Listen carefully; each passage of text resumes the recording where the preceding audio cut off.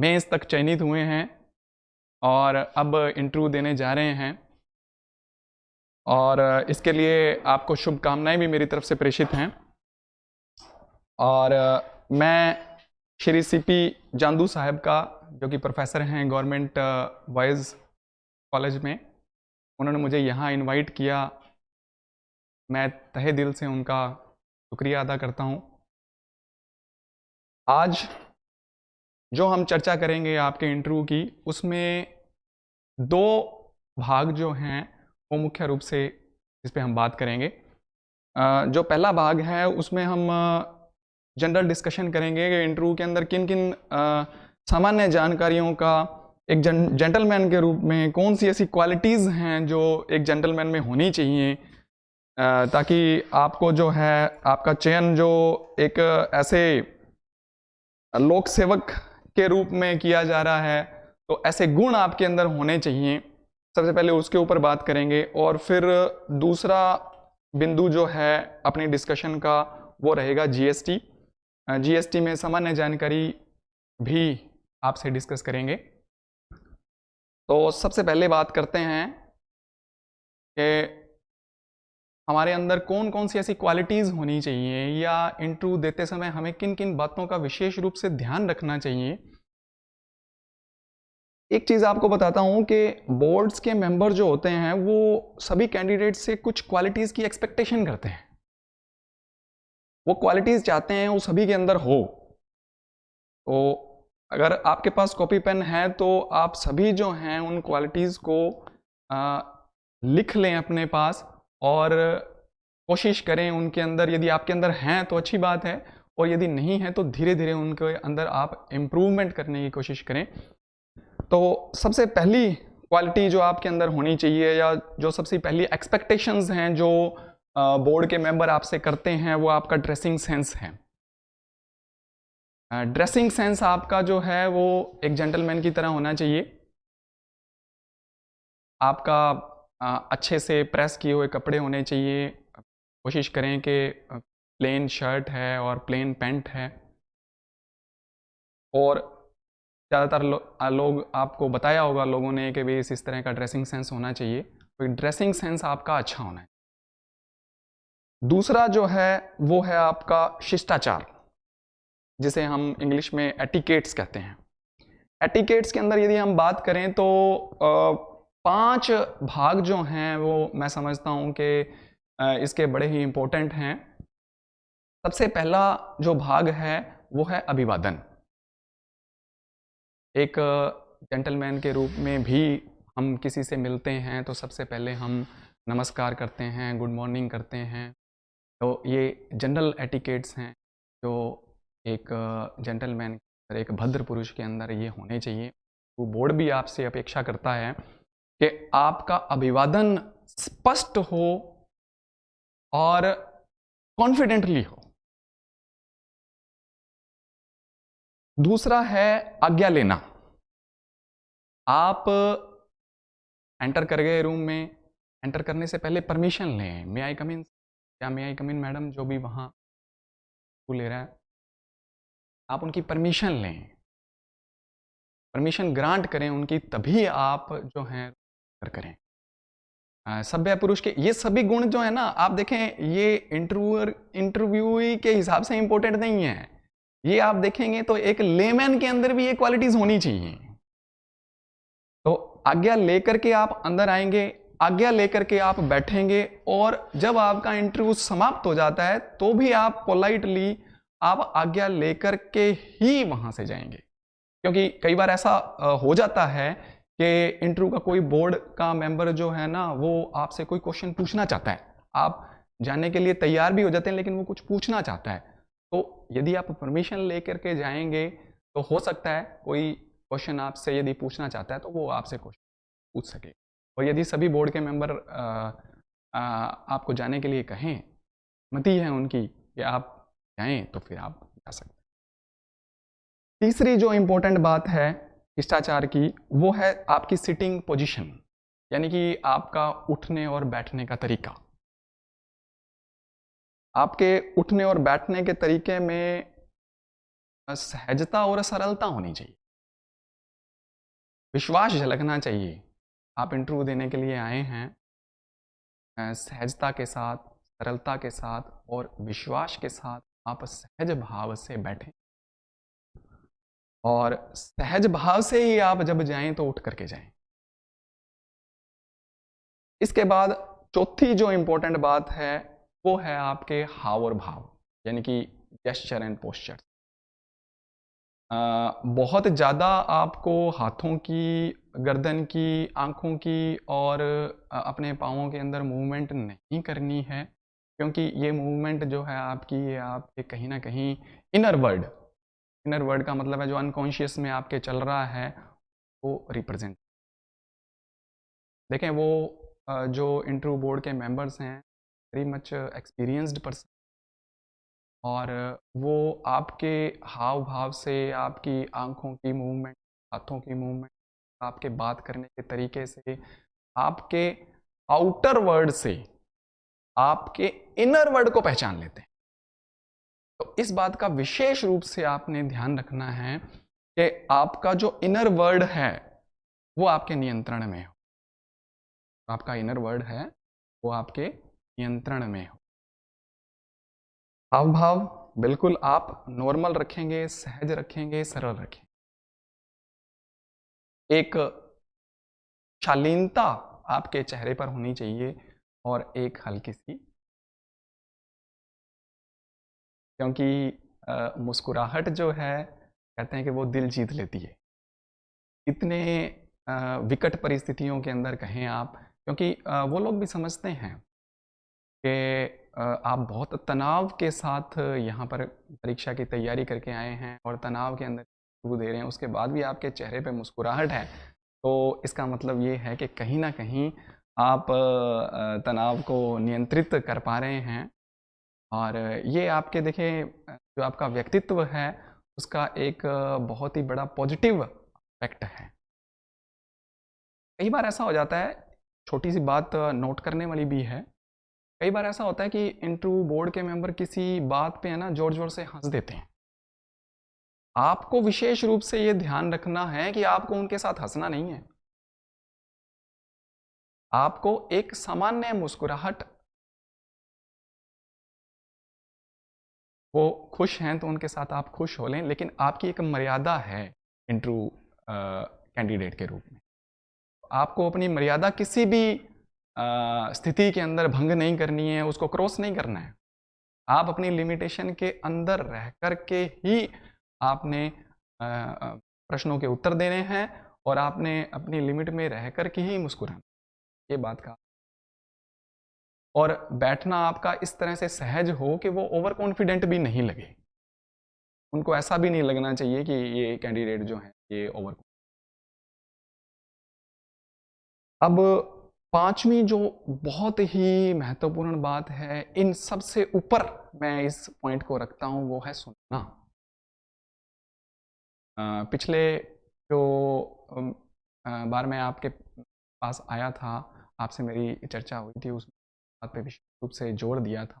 आज भी जो लोग उस को अटेंड नहीं कर पाए उनके लिए मैं कहना चाहूँगा कि सुनना जो है, इसको आप अंडरलाइन, सुनना बहुत ज़रूरी है, क्योंकि आप वहाँ जो भी प्रश्नों के उत्तर देंगे या आप जो प्रश्नों के उत्तर दे रहे हैं, क्या वो सुनना चाह रहे हैं? इससे पहले आपको उनकी भावना को समझना होगा कि वो प्रश्न के अंदर क्या पूछना चाह रहे हैं आपसे, कितना पूछना चाह रहे हैं आप, उनकी एक्सपेक्टेशंस आपसे किस तरह की है, वो किस स्तर की उत्तर की अपेक्षा एक लोक सेवक के रूप में आपसे करते हैं। तो इन सब बातों को आप ध्यान दे करके, बड़े गौर के साथ उनकी आंखों में आंखें डाल करके और सहज भाव से प्रश्न को सुने। आप सुनना बड़ा जरूरी है। मैं फिर बार बार एक ही बात कहूंगा कि उनके प्रश्न को, उनकी बात को सुनना, ध्यान से सुनना, ताकि उसी के अकॉर्डिंग फिर आप।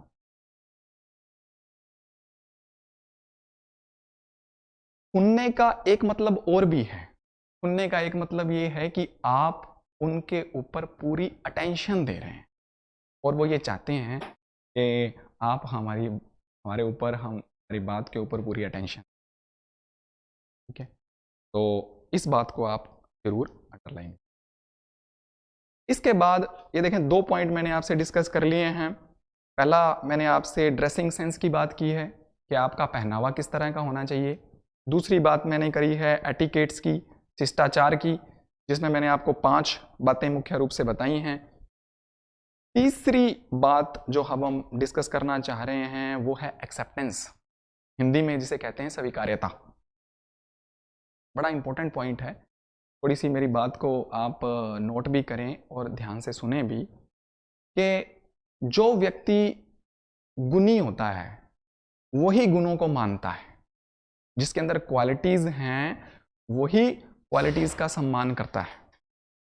और एक बात आप ध्यान करके चलें, शास्त्रों में भी यही लिखा है कि यदि कोई व्यक्ति उम्र में, पद में, मान में, सम्मान में, आपसे धन में, शिक्षा में, अनुभव में या ज्ञान में, इन सब बातों में आपसे बड़ा हो, तो आपने उसकी बात को, उसको भी उतना ही मान सम्मान देना है। तो देखिए, जो भी इंटरव्यू आपका ले रहे हैं वो हर एंगल से, हर एक दृष्टि से आप देखें, जो मैंने आपको बताई है, अभी पद में भी आपसे बड़े होंगे, उम्र में भी बड़े होंगे, मान में, सम्मान में, धन में, प्रतिष्ठा में, ज्ञान में, अनुभव में, हर चीज में आपसे बड़े होंगे।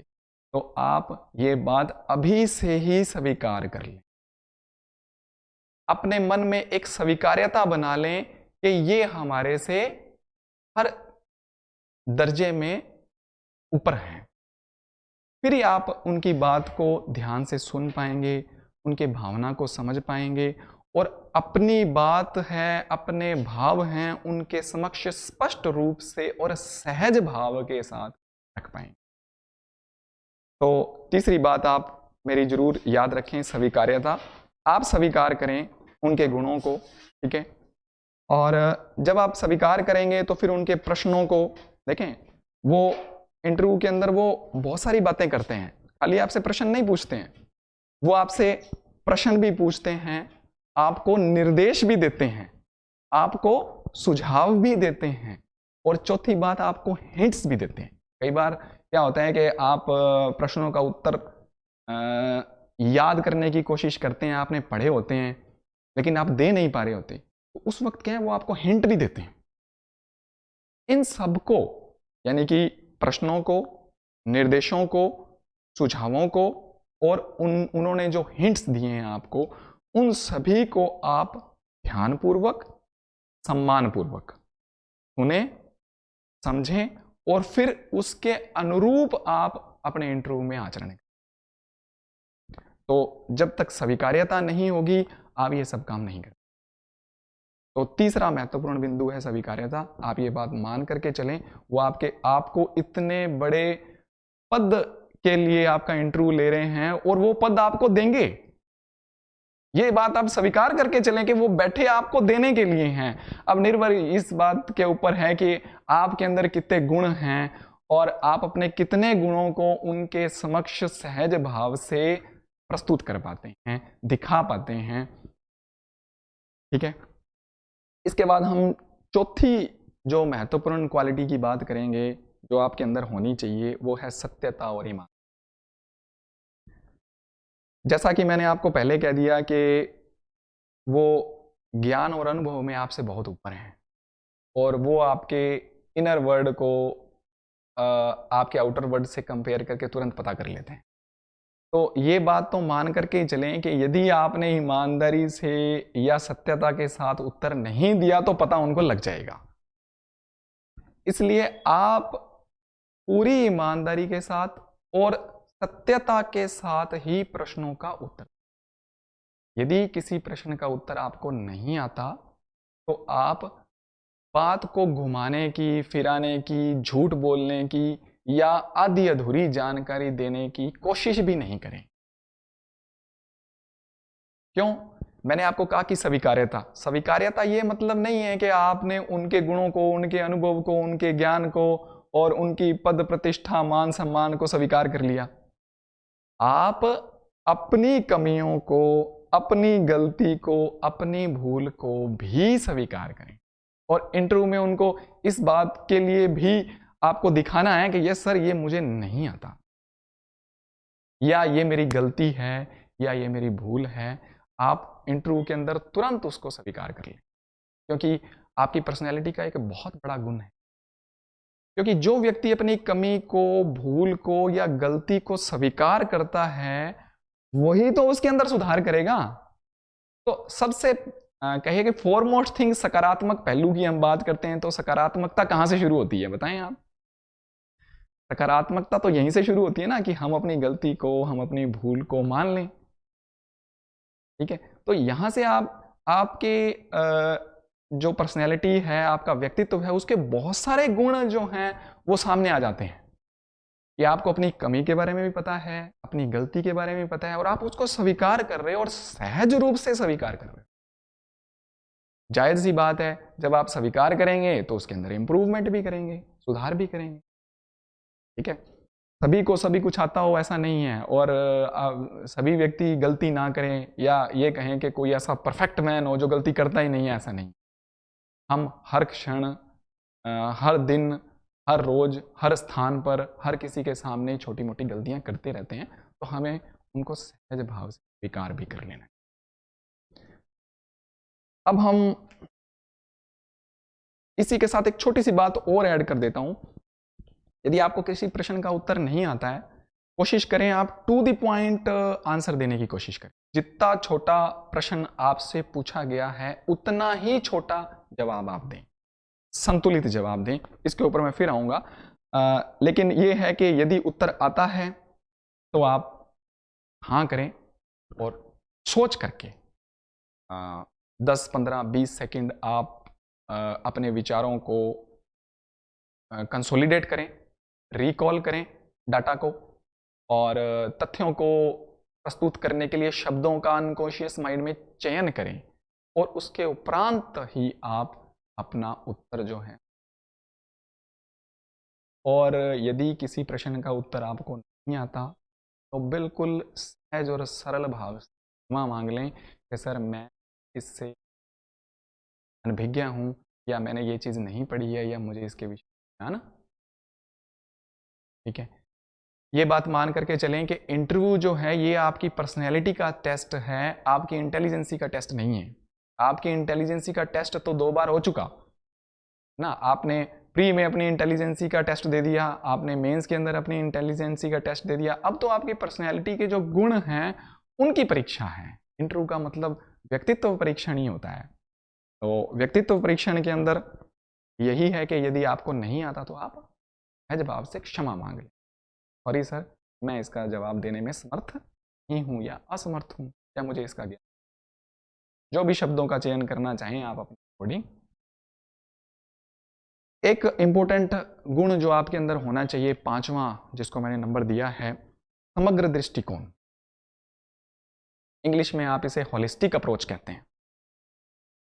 कई बार प्रश्नों का स्तर इस तरह का होता है कि आपके अंदर वो एक बहुत अच्छे लोक सेवक के गुणों को देखते हैं, तो वो देखते हैं कि आपकी अप्रोच जो है किसी प्रॉब्लम सॉल्विंग को लेकर के, या कोई समस्या आपको दी जाती है, या कोई इस तरह का प्रश्न आपसे पूछा जाता है, कि वो ये देखना चाहते हैं कि आपका दृष्टिकोण जो है वो होलिस्टिक है या नहीं, समग्र है या नहीं।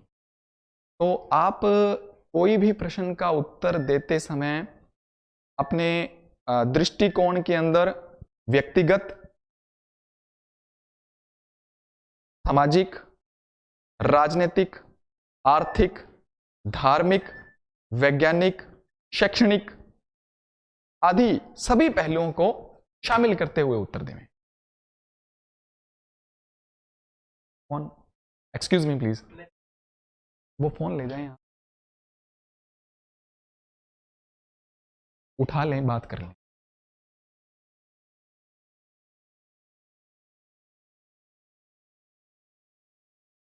हाँ जी, तो होलिस्टिक अप्रोच की बात कर रहे थे। 5वां गुण जो है आपके अंदर समग्र दृष्टिकोण का होना चाहिए। किसी भी समस्या को आपके सामने वो रखते हैं, तो और किसी भी प्रश्न को इस तरह से आपके सामने रखते हैं कि आपको लगता है कि इसमें हमें एज ए होल, मतलब सोसाइटी के, हमारे समाज के विभिन्न जो पहलू हैं उन सभी को इंक्लूड करके आंसर देना है, तो आप अपना आंसर इस तरह से दें कि उस उत्तर के अंदर सामाजिक, आर्थिक, धार्मिक, वैज्ञानिक, शैक्षणिक, राजनीतिक, व्यक्तिगत सभी पहलू जो हैं वो शामिल, ताकि उन्हें लगे कि ये जो है इसके सोचने का तरीका जो है वो होलिस्टिक है और ये बातों को एज ए होल देखता है। ठीक है, अब हम बात करते हैं छठा जो हमारा गुण है, एक लेमैन के अंदर कहें, एक जेंटलमैन के अंदर कहें, ये छठा गुण किस तरह का होना चाहिए? संतुलन का होना चाहिए। आप जो भी प्रश्नों के उत्तर देवें वो संतुलित उत्तर देवें। संतुलित उत्तर से ये मतलब है कि आप सरकार की, उस सरकार की नीतियों की, उसके उच्च पदासीन व्यक्तियों की, संस्थाओं की कोई भी निंदा, बुराई नहीं करें। आप किसी भी सरकार की नीतियों की, किसी भी उच्च पदासीन व्यक्ति की, संस्थाओं की, इन सभी की आप बुराई या निंदा नहीं करें। आप जो भी बात कहें वो अपने शब्दों के माध्यम से, अपने विचारों के माध्यम से प्रकट करें कि सर मेरा इसमें ये विचार है। कोई व्यक्ति क्या कह रहा है, कोई नेगेटिव कमेंट कर रहा है या कोई अतिशयोक्तिपूर्ण बात कर रहा है, तो आपको उसमें नहीं जाना। कई बार क्या होता है कि बोर्ड के मेंबर जानबूझ करके आपको उस तरफ के लिए प्रेरित करते हैं कि उसने तो ऐसा कह दिया है ना, उसने तो इसकी बहुत बुराई करी है, आप कैसे सही कह रहे हो। तो उसी वक्त आप अलर्ट हो जाएं कि ये मेरे संतुलन की, आपको बिल्कुल संतुलन रखना है। मैं दोबारा से रिपीट कर रहा हूं, किसी भी सरकार की, चाहे वो राज्य सरकार है, चाहे वो केंद्र सरकार है, उसकी नीतियों की, उसके ऊपर जो पदासीन व्यक्ति बैठे हैं उनकी, सरकारी संस्थाओं की और विभिन्न जो संस्थान हैं उनकी, किसी भी की आपको निंदा, बुराई नहीं करनी। आपको अपने विचार प्रकट करने हैं। ठीक है, सभी को अपने अपने विचार प्रकट करने की स्वतंत्रता है, तो आप जो हैं वो अपने विचार प्रकट करने के लिए स्वतंत्र हैं, वो या संस्था अपने विचार करने के लिए स्वतंत्र है। ठीक है, तो आप किसी की निंदा या बुराई नहीं करेंगे। उत्तर देते समय संतुलन का विशेष ध्यान।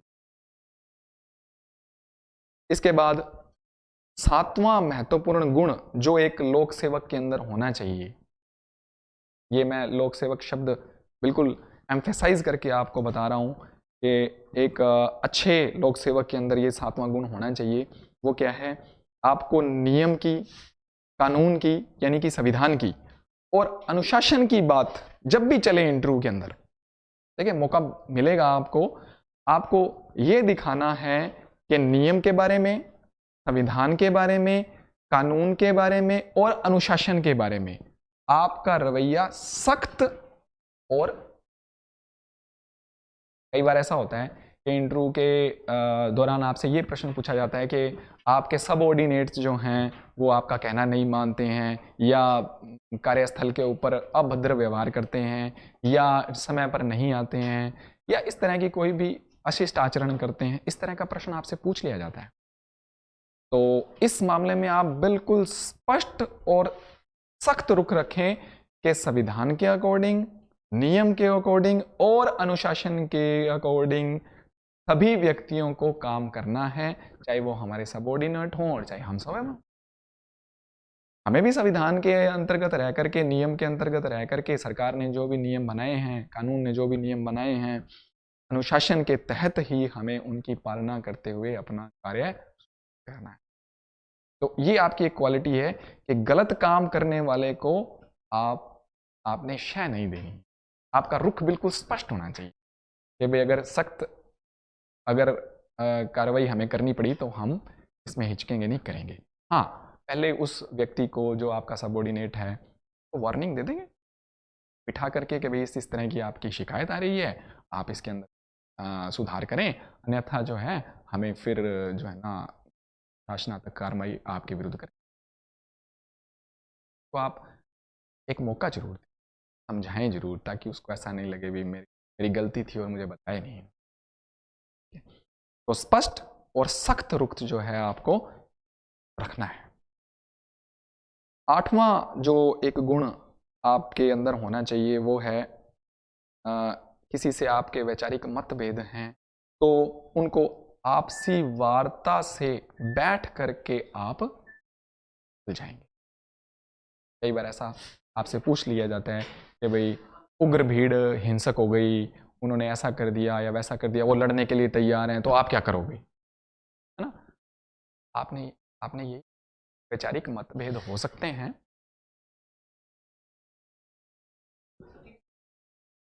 और आपके वैचारिक मतभेद हो सकते हैं तो उसको बैठ करके वार्ता से ही सुलझाया जाए। 9वां बिंदु जो है वो हमारे पास है, जो क्वालिटी है वो है नवाचार, नए प्रयोग, इनिशिएटिव, कुछ नया करने की बात।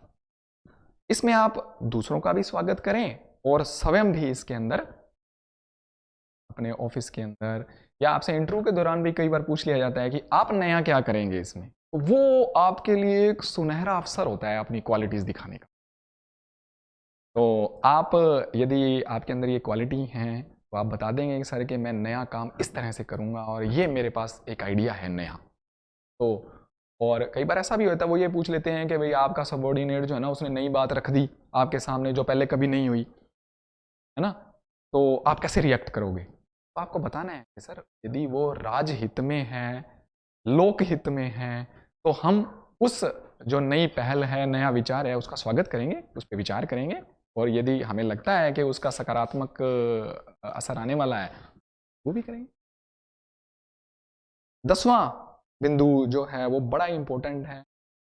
आजकल जो है जो लोक सेवक हैं उसके अंदर उनसे सरकार जो है ये अपेक्षा करती है कि उनकी रवैया उनका जो है, उनकी कार्यशैली जो है वो तानाशाह रूप में नहीं है, बल्कि एक अच्छे मैनेजर के रूप में। ठीक है, तो अच्छा मैनेजर कौन होता है बताएं, जो क्या करता है, जितने भी रिसोर्सेज आपके पास हैं उनका सही तरीके से मैनेजमेंट करता है, उनका सदुपयोग करता है, उनको काम में लेकर के और बेस्ट आउटपुट देता है, बेस्ट रिजल्ट देता है।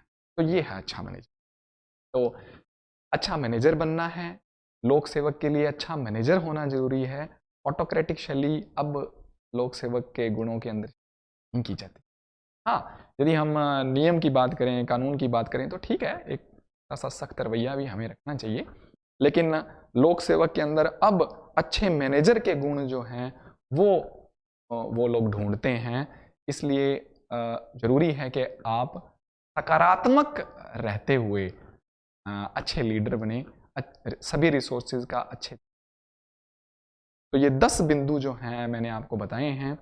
एक बार दोबारा से मैं रिपीट कर देता हूँ, इनकी हेडिंग्स रिपीट कर देता हूँ, जिन्होंने नोट नहीं किया है वो प्लीज़ नोट भी कर लें। सबसे पहला बिंदु जो है वो आपका ड्रेसिंग सेंस है। अच्छा ड्रेसिंग सेंस होना चाहिए, फर्स्ट इंप्रेशन होता है आपका, बहुत कुछ निर्भर करता है आपके ड्रेसिंग सेंस के ऊपर। उसके बाद दूसरा बिंदु जो है शिष्टाचार का है, जिसमें मैंने आपको बताया कि अभिवादन होना चाहिए। आप अच्छा गुड मॉर्निंग एक मुस्कुराहट के साथ संयमित तरीके से अभिवादन करें। आप आज्ञा लेकर के ही आपको बैठना है, वापस जाना है। तीसरा बिंदु जो है उठने और बैठने का तरीका आपका सहज और सरल होना चाहिए। चौथा बिंदु जो है आपके जेस्चर और पोस्चर, हाव भाव भी आपके विनम्र होने चाहिए, सहज होने चाहिए, शालीन होने चाहिए, और एक मुस्कुराहट। आप सुनना, दोबारा कहूँगा इस बात को, सुनना बड़ा इम्पोर्टेंट है। सहज सरल भाव से उनकी पूरी बात को गहनता के साथ सुने, अपने विचारों को कंसंट्रेट करें और उसके बाद फिर अपनी बात वो। उसके बाद तीसरा बिंदु स्वीकार्यता का है, एक्सेप्टेंस का है। उनके गुणों को भी स्वीकार करें और अपनी कमियों को, गलतियों को, भूलों को भी स्वीकार करें। और चौथा बिंदु सत्यता और ईमानदारी का है, सभी प्रश्नों के उत्तर जो हैं सत्य और ईमानदारी का साथ दें, टू द पॉइंट आंसर दें। पांचवा जो है होलिस्टिक अप्रोच है, समग्र दृष्टिकोण, समाज के सभी जो पहलू हैं, सामाजिक, आर्थिक, राजनीतिक, धार्मिक, वैज्ञानिक, शैक्षणिक, सभी पहलुओं को दृष्टिगत रखते हुए अपने उत्तर को उनके समक्ष करें। छठा जो है वो संतुलन है, अपने उत्तर को, अपने विचारों को संतुलन प्रदान करें, किसी भी सरकार की या उसकी नीतियों की या किसी व्यक्ति विशेष की आप बुराई नहीं करें। नियम, कानून और अनुशासन की बात आए, संविधान की बात आए, तो उसके ऊपर आपको बिल्कुल स्पष्ट रवैया अपना रखना है, थोड़ा सा सख्ती भी बरतनी पड़ सकती है, लेकिन स्पष्ट रूप से बताएं कि हम इस तरह से जो है पेश आएंगे, हमारा व्यवहार उस दौरान इस तरह का होगा। आठवां बिंदु जो है वो वैचारिक मतभेदों के साथ, यदि किसी के साथ मतभेद हैं तो उसको आपने आपसी वार्ता के साथ बैठ करके सुलझाने की बात कही है। नौवां बिंदु मैंने आपको कहा कि नवाचार जो है कोई नई बात है, इनिशिएटिव जो है नई चीज़ों का लेने के क्वालिटी आपके अंदर होनी चाहिए। और 10वां जो है वो अब लोक सेवकों को जो है एक अच्छे मैनेजर के रूप में देखा जाता है, तो ऑटोक्रेटिक रवैया नहीं होना चाहिए, एक अच्छे मैनेजर के गुण। उम्मीद है कि ये सभी जानकारियाँ आपके लिए बहुत पूर्ण साबित होंगी और आप सदुपयोग करके। अब मुझे एक छोटा सा टॉपिक और दिया है, जीएसटी, तो जीएसटी के ऊपर भी बात करते हैं। PPT please.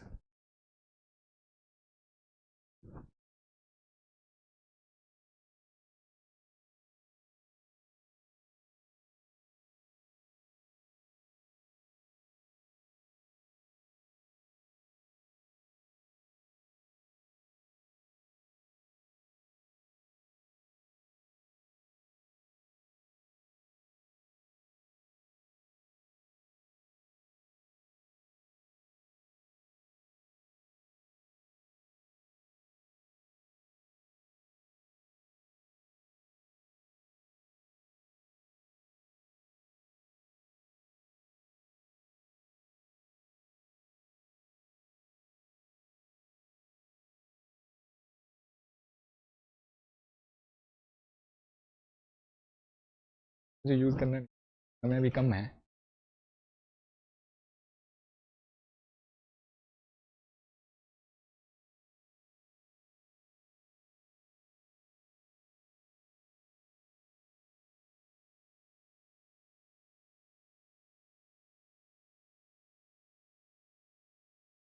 हाँ जी, आप सभी मुझे सुन पा रहे हैं? Just raise your hand please.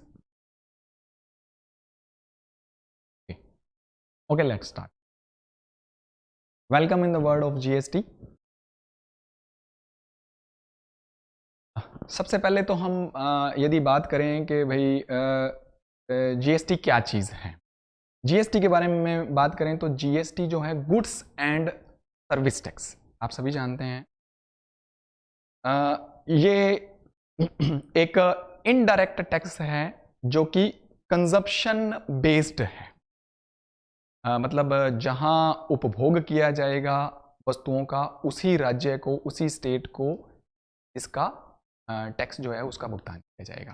Consumption based indirect tax है। तो वहाँ आपसे विभिन्न प्रकार के प्रश्न पूछे जा सकते हैं। मैं उन प्रश्नों को यदि आप कहें तो मैं बोल के आपको लिखा देता हूँ, थोड़ा सा फास्ट आप लिखने की कोशिश कर लें कि कौन कौन से प्रश्न हैं वो आपसे पूछे जा सकते हैं। सबसे पहले तो वो ये पूछ सकते हैं कि जीएसटी क्या है। आपने कहा कि गुड्स एंड सर्विस टैक्स है जो कि कंजप्शन बेस्ड टैक्स है, इनडायरेक्ट टैक्स है। तो फिर आपसे ये पूछेंगे भाई कंजप्शन बेस्ड का मतलब क्या है, फिर पूछेंगे कि इनडायरेक्ट टैक्स का मतलब क्या है, फिर ये पूछ सकते हैं कि भाई टैक्स क्या चीज़ है ना। तो पहले आपको ये भी पता होना चाहिए कि टैक्स क्या है, फिर पता होना चाहिए कि डायरेक्ट और इनडायरेक्ट टैक्स क्या है, फिर पता होना चाहिए कि इनडायरेक्ट टैक्स कौन कौन से हैं, डायरेक्ट टैक्स कौन कौन से हैं। ठीक है, जीएसटी की बात करें तो जीएसटी कब लागू हुआ, जीएसटी पहले कौन कौन से टैक्स थे, है ना। संविधान के अंदर कहाँ कहाँ कौन कौन से संशोधन हुए और कब कब हुए, और जीएसटी के दायरे से कौन कौन सी वस्तुएं बाहर हैं, और जीएसटी के अंदर कौन कौन से टैक्स के स्लैब हैं। तो ये कुछ 10-12 प्रश्न हैं जो एक लेमैन से, एक आम आदमी से भी अपेक्षा की जाती है कि वो जो है के बारे में आ पाएँ। तो सबसे पहले हम बात कर रहे हैं कि टैक्स क्या चीज़ है। तो यहाँ स्क्रीन पे मैंने लिखा है, हालांकि ये स्लाइड्स मेरी जो हैं ये इंग्लिश में है, लेकिन फिर भी मैं हिंदी में भी साथ साथ आपको बता देता हूँ। टैक्स क्या चीज़ है? ए टैक्स फ्रॉम द लेटिन टैक्सो, ये लेटिन शब्द है टैक्सो, वहाँ से ये लिया गया है, और ये is a compulsory financial charge. ये क्या है? एक तरह का आवश्यक चार्ज है जो कि किसी भी टैक्स पेयर से, टैक्स पेयर का मतलब कोई इंडिविजुअल भी हो सकता है और कोई लीगल एंटिटी भी हो सकती है, कोई संस्था भी हो सकती है। तो ये ऐसा चार्ज है जो कि किसी भी व्यक्ति विशेष से या फिर किसी भी संस्था के ऊपर, एंटिटी कह सकते हैं हम, गवर्नमेंट के द्वारा लगाया जाता है और लोक हित में इसको खर्च किया जाता है। आप ये कहें कि लोक हित में खर्च करने के लिए व्यक्तियों या संस्थाओं से एक विशेष प्रकार का आवश्यक चार्ज लगाया जाता है जिसे हम टैक्स कहते हैं।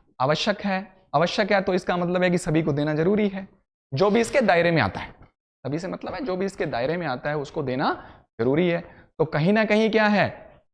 आवश्यक है तो इसका मतलब हमारे ऊपर बर्डन है ना। इनवॉलंटरी है, देखिए टैक्सेस आर इनवॉलंटरी फीस, ये एक दूसरी परिभाषा है। Taxes are involuntary fees levied on individual और corporations and enforced by government entity whether local, regional और national in order to finance government activities. Government activities भी कह सकते हैं आप, पब्लिक एक्टिविटीज भी कह सकते हैं। भाई सरकार द्वारा जो है वो लोक हित के अंदर, लोक कल्याण के अंदर एक ऐसा चार्ज जो व्यक्तियों और संस्थाओं से आवश्यक रूप से वसूला जाता है, टैक्स का। ठीक है, यहाँ पे हमने बात की कि taxes in India are levied by central government and state governments. मैंने आपको बता दिया केंद्र सरकार जो है, राज्य सरकार है, और लोकल अथॉरिटीज़ जो है, म्यूनिसिपैलिटी जैसे हैं, वो टैक्स लगा सकती है और वसूल सकती है। एक बात विशेष रूप से ध्यान रखें कि कॉन्स्टिट्यूशन ऑफ इंडिया के अंदर, यानी कि भारत के संविधान के अंदर आर्टिकल नंबर 265 के अंदर ये बताया गया है कि केवल और केवल सरकार ही टैक्स वसूल कर सकती है। कोई भी और व्यक्ति या और कोई संस्था जो है वो ना तो टैक्स लगा सकती है और ना ही टैक्स वसूल सकती है। यदि हम टैक्सेशन इन इंडिया की बात करें तो यहाँ आपको दो तरह के टैक्स दिखाई दे रहे होंगे, डायरेक्ट टैक्स दिखाई दे रहा है और इनडायरेक्ट टैक्स दिखाई दे रहा है। ठीक है, डायरेक्ट टैक्स में आप देखें जो सीधा ही व्यक्ति के द्वारा दिया जाता है। डायरेक्ट टैक्स कौन सा है? जो प्रत्यक्ष रूप से दिया जाता है। इनडायरेक्ट है अप्रत्यक्ष, हिंदी में उसे अप्रत्यक्ष कहते हैं। डायरेक्ट जो है वो प्रत्यक्ष है, जैसे कि income tax, property tax, wealth tax, corporate tax. और जो किसी के माध्यम से होकर के आता है वो है इनडायरेक्ट टैक्स, जैसे सर्विस टैक्स है, कस्टम टैक्स है, एक्साइज टैक्स है, एंटरटेनमेंट टैक्स है, मार्केट टैक्स है। छोटा सा एग्जांपल आपको दे देता हूँ। एंटरटेनमेंट टैक्स अभी तो नहीं लग रहा क्योंकि अभी तो जीएसटी हो गया। ये सब टैक्स जो हैं इनडायरेक्ट टैक्सेस, सारे इनडायरेक्ट टैक्सेस जो हैं इकट्ठे हो गए हैं और जीएसटी के रूप में हमारे पास आ गए हैं। अब केवल इनडायरेक्ट टैक्स के रूप में हमारे पास सिर्फ जीएसटी ही है। ये सभी टैक्स जो हैं ये पहले लगते थे, अभी ये नहीं लगते हैं। तो एक छोटा सा एग्जांपल देता हूं आपको कि जीएसटी भी इनडायरेक्ट टैक्स ही है। आप कहीं पर भी शॉपिंग करने गए, आपने क्या किया, कस्टमर बन के आप गए दुकानदार को, आपने क्या किया कि पे किया, उसने आपको बिल दिया। बिल के अंदर आप देखें कि एक तो वस्तु की कीमत लिखी होगी और नीचे जीएसटी लिखा होगा। तो आपने सीधा गवर्नमेंट को नहीं दिया, आपने उस शॉपकीपर को दिया, उस दुकानदार को दिया। उसने क्या किया, जो भी आपसे टैक्स कलेक्ट किया वो सरकार के अकाउंट में, राजकोष में वो जमा करवा दिया। तो इसलिए इसे हम इनडायरेक्ट टैक्स, हैं जो सीधा गवर्नमेंट को नहीं जाता, इनडायरेक्ट रूप से गवर्नमेंट को।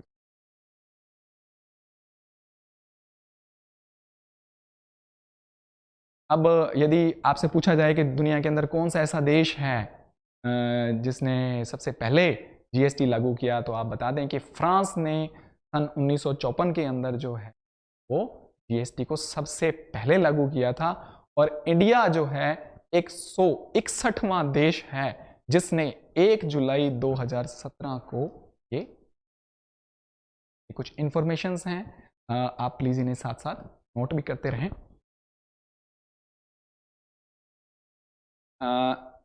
ये कॉन्स्टिट्यूशनल जो चेंजेस हुए उससे पहले जो है अमेंडमेंट हुए, कॉन्स्टिट्यूशनल अमेंडमेंट एक्ट बोलते हैं उसको, सीसीए भी कह देते हैं शॉर्ट में। ये थोड़ा सा पहले की बात है, लेकिन चलिए हम थोड़ी सी बात कर लेते हैं कि कॉन्स्टिट्यूशनल अमेंडमेंट बिल जो है ये राज्यसभा के अंदर 3/8/2016 को और लोकसभा के अंदर 8/8/2016 को पारित किया गया और नोटिफाइड एज कॉन्स्टिट्यूशन। संविधान के अंदर जीएसटी को 101वें संविधान संशोधन के तहत सम्मिलित किया गया और ये संविधान संशोधन जो है 101वां संविधान संशोधन दिनांक 8 सितंबर 2016 को किया गया था। अब कई बार ये भी पूछ लेते हैं कि सेंटर और स्टेट दोनों का जुरिस्डिक्शन है। देखिए जीएसटी के अंदर, जीएसटी में स्टेट भी टैक्स लगा सकते हैं, सेंटर भी टैक्स लगा सकते हैं, लेकिन जिसने पहले टैक्स लगा दिया और इम्पोज कर दिया वही उसको कलेक्ट भी करेगा। तो कलेक्शन और जो लेवी और कलेक्शन दोनों की पावर जो है वो सेंटर और स्टेट को दी गई है, लेकिन नियमों के तहत दी गई है। यहाँ पे उन नियमों का डिस्कशन हम नहीं करेंगे। हम बात करेंगे कि आर्टिकल नंबर 246A है जिसके अंदर संशोधन करना पड़ा था कि सेंटर और स्टेट दोनों को ही ये अधिकार दिया गया था इस आर्टिकल के अंदर। तो ये आर्टिकल इंपॉर्टेंट है। एक आईजीएसटी का कंसेप्ट है, जब दो अलग अलग स्टेट के अंदर गुड्स का मूवमेंट होता है तो आईजीएसटी लगा करके इनवॉइस जारी किया जाता है, बिल जारी किया जाता है। तो आईजीएसटी का कंसेप्ट जो है वो आर्टिकल नंबर 260 के अंदर आ गया है। अब इंपॉर्टेंट बात जो है वो आप नोट कर लें कि 6 चीज़ों को जो है जीएसटी के दायरे से बाहर रखा गया है। इसमें पहली चीज़ जो है यहाँ आपको दिख रही है, अल्कोहल फॉर ह्यूमन कंजप्शन, ये नंबर 1 है। जो मानवीय उपयोग के लिए जो अल्कोहल है, जिसे सामान्य भाषा में शराब कहते हैं, इसको जीएसटी के दायरे से बाहर रखा गया है। जो भी आर्टिकल बाहर रखे गए हैं वो जो भी ये 6 चीजें आर्टिकल्स कह सकते हैं आप, इनको बाहर रखेंगे। आर्टिकल नंबर संविधान के 366 के अंदर इसका मेंशन किया हुआ है। इसी के साथ साथ जो पेट्रोलियम क्रूड है, हाई स्पीड ऑयल है, मोटर स्पिरिट है जिसको आप सामान्य भाषा में पेट्रोल कहते हैं, नेचुरल गैस है और एविएशन टर्बाइन फ्यूल एटीएफ बोलते हैं इसको। ये 6 चीजें हो गई। 5 तो पेट्रोलियम प्रोडक्ट हो गए और छठा जो है ये हो गया आपका अल्कोहल फॉर ह्यूमन कंजप्शन। इन सभी को फिलहाल जीएसटी के दायरे से बाहर रखा गया है, लेकिन यदि स्टेट यदि अपनी सहमति दे देते हैं और सेंटर भी अपनी सहमति दे देता है तो फिर इनको कभी भी जीएसटी के दायरे में शामिल किया जा सकता है। ये जीएसटी काउंसिल की बात है। अभी जो भी नए सुधार होते हैं, नोटिफिकेशन आते हैं, सर्कुलर्स आते हैं, वो जीएसटी काउंसिल जो है वो इसका निर्धारण करती है।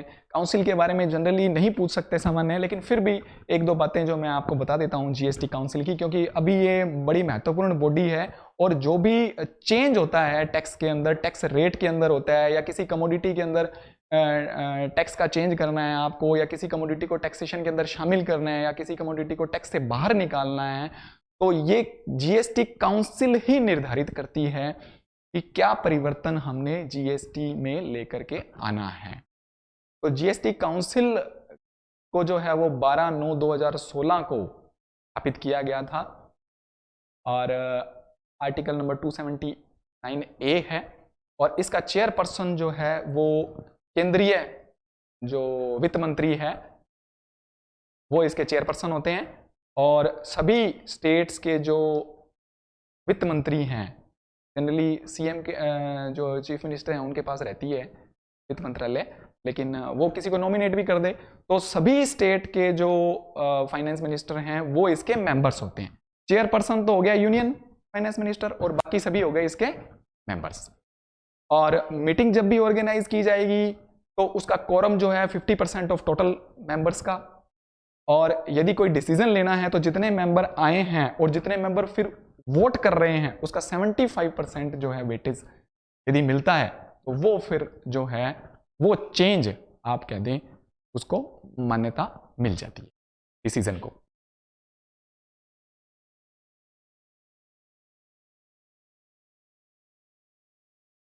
अब एक छोटी सी बात और आपसे डिस्कस करना चाहूँगा कि जीएसटी की थ्रेशहोल्ड लिमिट क्या है, मतलब किस व्यापारी को, किस संस्था को जीएसटी के अंदर अपना रजिस्ट्रेशन लेना है।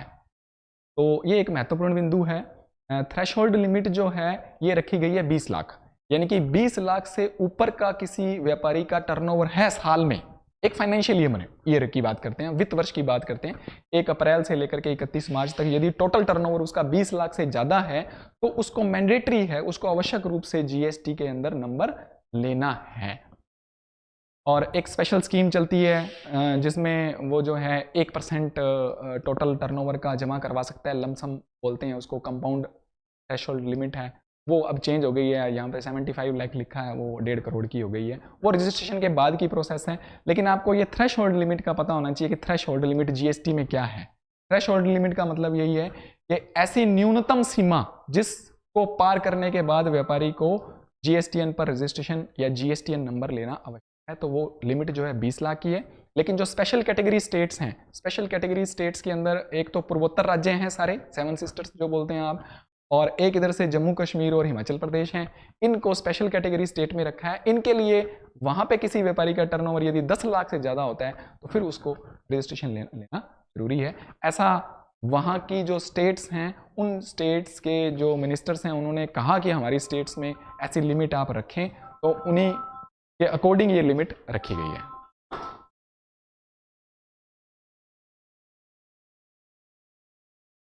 जीएसटी नेटवर्क की बात करते हैं तो ये एक ऐसा नेटवर्क है जहां पर आप जीएसटी का नंबर लेते हैं, जीएसटीएन बोलते हैं, जीएसटीएन यानी जीएसटी आइडेंटिफिकेशन नंबर, वो इस पोर्टल पे लेते हैं। ये एक पोर्टल है जो कि एक प्राइवेट लिमिटेड कंपनी ने तैयार किया है आप कह लें, और इस पोर्टल को तैयार करने के लिए इन्फोसिस को जो है गवर्नमेंट ने ऑथराइज किया हुआ है। नीचे सबसे लास्ट लाइन में आप देख रखे होंगे कि appointed Infosys as manage service provider, MSP बोल देते हैं उसको। इन्फोसिस ने सारा ये पोर्टल तैयार किया गया है, लेकिन ये एक प्राइवेट लिमिटेड कंपनी है जिसका कंट्रोल गवर्नमेंट के पास है। ये नो प्रॉफिट नो लॉस पे काम करती है। अब हम बात करते हैं कि बेनिफिट्स ऑफ जीएसटी क्या हैं।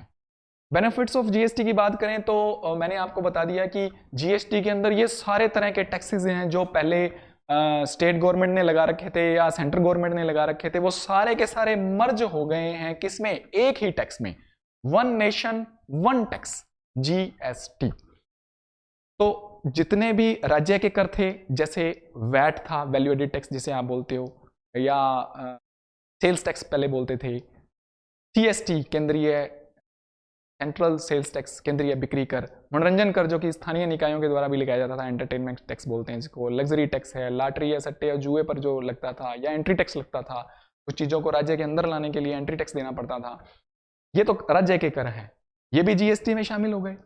केंद्र कौन कौन से कर लगाती थी पहले, केंद्रीय उत्पाद शुल्क जो है जिसको आप सेंट्रल एक्साइज ड्यूटी कहते हैं, है ना, और सेंट्रल एक्साइज ड्यूटी भी इसके अंदर शामिल हो गई है। और ये सीमा शुल्क जो है, कस्टम ड्यूटी आप बोलते हो, वो भी इसके अंदर शामिल हो गई है। और इसके अलावा और भी छोटे छोटे कर जो आप देख रहे हैं वो सभी जीएसटी के अंदर ही समाहित कर लिए गए।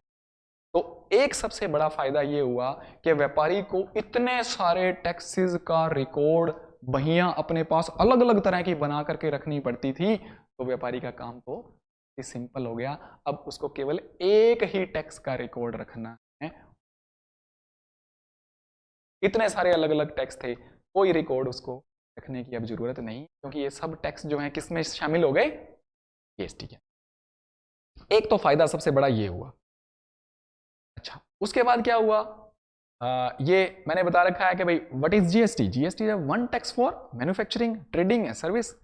क्योंकि जो आपका सेंट्रल गवर्नमेंट लगाती थी, जो कस्टम ड्यूटी लगाती थी, वो तो बाहर से इंपोर्ट होता था। सेंट्रल एक्साइज लगता था मैन्युफैक्चरिंग पे, ठीक है, और तो वो भी इसके अंदर शामिल हो गया। सर्विस टैक्स लगता था सर्विसेज पे, वो भी इसमें शामिल हो गया। ट्रेडिंग में जो वैट या सीएसटी लगता था वो भी इसमें शामिल हो गया। तो सारे टैक्सेस इसके अंदर, डिफरेंट पॉइंट ऑफ टैक्सेशन है। ये मैन्युफैक्चरिंग पर मैंने बताया था सेंट्रल टैक्स लगता है, सर्विस प्रोवाइड करने के अंदर सर्विस टैक्स लगता था, सेल के ऊपर ये लगता था। और ये सब चीजें जो हैं वो अब जीएसटी में शामिल कर ली। वहां व्यापारी को अलग अलग रजिस्ट्रेशन भी लेना पड़ता था, मल्टीपल रजिस्ट्रेशन का ऑप्शन था, क्योंकि जितने टैक्स थे उतने उसको रजिस्ट्रेशन भी लेने पड़ते थे। अब कितना काम आसान हो गया। यदि आपसे पूछे कि जीएसटी के फायदे क्या हैं, तो फायदा ये इतनी सारी जगह उसको रजिस्ट्रेशन लेना पड़ता था। एक्साइज के अंदर अलग, सर्विस टैक्स के अंदर अलग, सेंट्रल एक्साइज के अंदर अलग, लग्जरी टैक्स के अंदर अलग, वैट के अंदर अलग, एंटरटेनमेंट टैक्स के अंदर अलग। तो अब उसको केवल एक ही रजिस्ट्रेशन लेना, वो कहां पर लेना है? जीएसटी।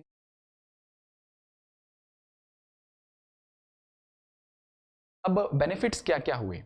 एक तो बेनिफिट ये हुआ कि reduction in cascading of tax. यानी कि पहले क्या था, जैसे मान लीजिए सबसे पहले वस्तुओं का निर्माण हुआ तो उसके ऊपर टैक्स लगा, सेंट्रल एक्साइज टैक्स लगा। तो वो जो कीमत आई सेंट्रल एक्साइज टैक्स लग करके, उसके ऊपर फिर सर्विस टैक्स लगा, फिर उसकी जो कीमत आई उस सबको शामिल करके उसके ऊपर फिर वैट लगा या सीएसटी लगा। तो यानी कि टैक्स के ऊपर टैक्स लग रहा था, इसको कैस्केडिंग इफेक्ट बोलते हैं। तो अब टैक्स के ऊपर टैक्स नहीं लग रहा, जिसके कारण क्या है, कीमतों में भी गिरावट हुई है। डिक्रीज इन इन्फ्लेशन, जो आपकी मुद्रास्फीति की दर है। Ease of doing business, business तो आसान हुआ ही है। मैंने आपको बताया है कि भाई अलग अलग तरह के उसको अपने रिकॉर्ड रखने पड़ रहे थे, अलग अलग तरह के रजिस्ट्रेशन लेने पड़ रहे थे, अलग अलग जगह जा करके टैक्स उसको भरना पड़ रहा था। तो वो सारी समस्याएं जो है वो व्यापारी। डिक्रीज इन ब्लैक ट्रांजेक्शन्स, अभी आप कुछ दिनों से देख रहे होंगे कि भाई बहुत सारे फ्रॉड्स जो हैं वो पकड़े जा रहे हैं। उसका रीज़न यही है कि ये जो जीएसटी का रजिस्ट्रेशन है ये पैन बेस्ड है। पैन बेस्ड है तो इसमें 15 डिजिट्स जीएसटीएन के अंदर जो नंबर है रजिस्ट्रेशन का, उसमें पैन भी शामिल है। पैन नंबर बीच में इंक्लूड किया जाता है 10 डिजिट का। तो पैन बेस्ड होने के कारण क्या है कि इनकम टैक्स के अंदर वो रिटर्न भरता था, पहले अलग भर देता था, और सेल टैक्स के अंदर या कहीं और वो अलग रिटर्न भर देता था, तो पकड़ा ही नहीं जाता था। अब क्या है, वो इनकम टैक्स के अंदर भी उसको वही रिटर्न भरनी पड़ रही है जो उसको जीएसटीएन में भरनी पड़ रही है। तो बहुत सारी जो कर की चोरियां हैं, अवॉइडेंस है, इवेजन ऑफ टैक्स जिसको आप बोलते हैं, वो पकड़े जा रहे हैं। इस तरह से ब्लैक ट्रांजेक्शन को कमी आ रही है। तो ये भी जीएसटी का लाभ है। यदि फीचर्स की बात करें, हालांकि मैंने आपको ये बता दी, ये जीएसटी जो है ये would it is applicable on supply of goods and और सर्विसेज, दोनों पे ही लागू है। हाँ, इसमें एक छोटी सी बात और ऐड कर लें कि 4 तरह की कैटेगरीज हैं जीएसटी में। टैक्स स्ट्रक्चर की यदि बात करें तो 4 तरह के टैक्स, या कहें कि 4 तरह के ग्रुप बना रखे हैं। एक तो 5% का ग्रुप है जिसमें 5% टैक्स लगता है। कुछ कमोडिटी ऐसी हैं जिन पे 12% लगता है, कुछ ऐसी हैं जिनके ऊपर 18%, और जो लग्जरी आइटम्स हैं उनके ऊपर 28%। यानी कि 5, 12, 18 और 28 4 तरह के टैक्स रेट्स जो हैं वो जीएसटी में लगाए गए हैं। तो अब मान लीजिए जैसे सपोज दैट 5% टैक्स है जीएसटी, तो उस 5% के अंदर 2 हिस्से होते हैं। मैंने आपको बताया कि सेंटर का हिस्सा भी है और स्टेट का हिस्सा भी। तो जो सेंटर का हिस्सा है वो 2.5% है, 5 में से 2.5 सेंटर का, उसको सीजीएसटी बोल देते हैं। तो जीएसटी 2 पार्ट्स में डिवाइड है, एक सीजीएसटी, दूसरा एसजीएसटी। तो आधा जो है 2.5% सीजीएसटी है, आधा 2.5% वो जीएसटी है, और एसजीएसटी जो है वो स्टेट गवर्नमेंट को दे दिया जाता है, और सीजीएसटी है वो सेंट्रल गवर्नमेंट को दे दिया जाता है। इसी तरह से यदि आप 12% की बात करेंगे तो वो 6 और 6 12 हो जाएंगे, है ना। 18 की बात करेंगे तो 9 और 9 18 हो जाएंगे, यानी 9% CGST का, 9% SGST का। इसी तरह से 28% है तो 14% CGST का हो जाएगा और 14%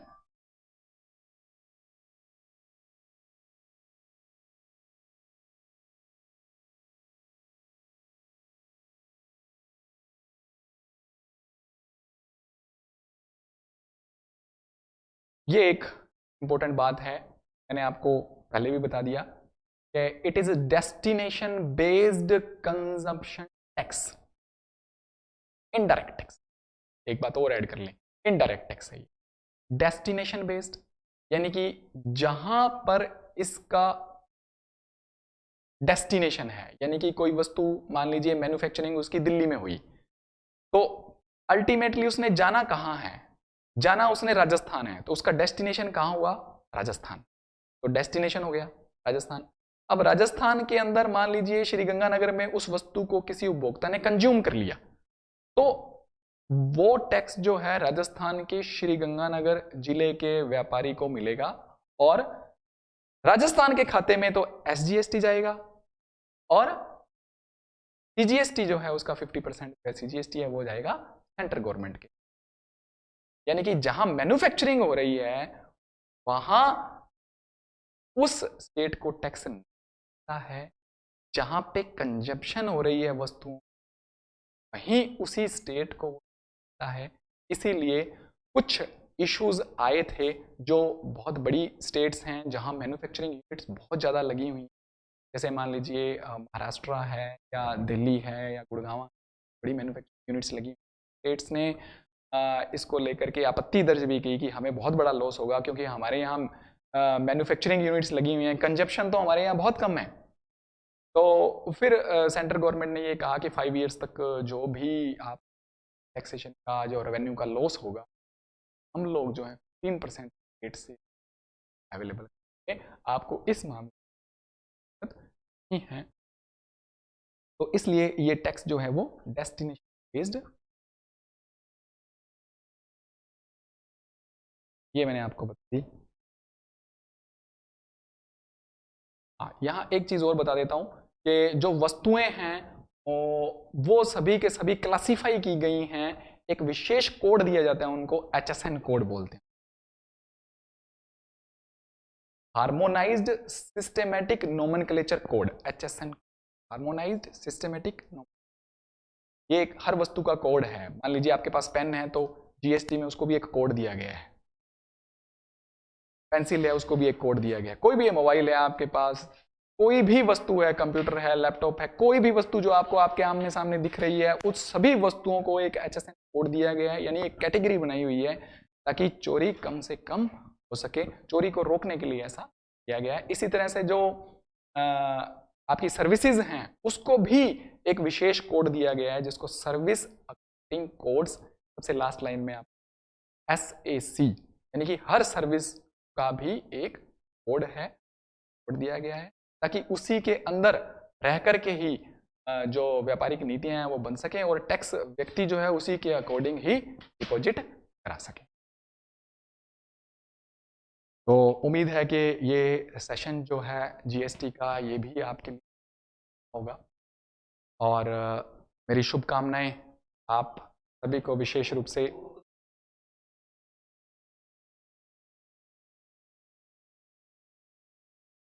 यदि आपकी कोई क्वेरीज हो GST से रिलेटेड तो वो आप मेरे को बता दें।